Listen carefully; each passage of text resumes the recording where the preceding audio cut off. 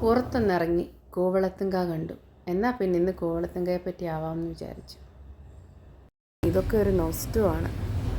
ഇത് പൊട്ടിച്ച് ഞാൻ പശയൊക്കെ എടുത്ത് പേപ്പറിൽ തുടച്ച കാലം ഉണ്ടായിരുന്നു.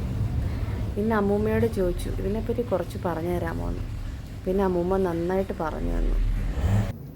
ഇതിൻ്റെ ഇലയാണെങ്കിൽ പൂജയ്ക്കൊക്കെ എടുക്കുന്നതാണ്.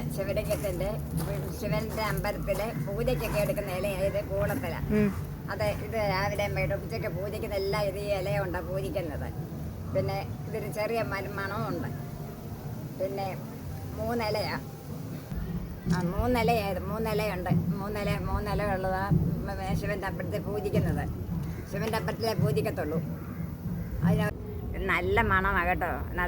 നല്ല പശയും ചിലപ്പോൾ എടുത്ത് ഒട്ടിക്കും. ഒന്ന് മണപ്പിച്ച് കാണിക്കാൻ പറഞ്ഞുപോയി. പിന്നെ നടന്നത് ഇങ്ങനെയാണ്.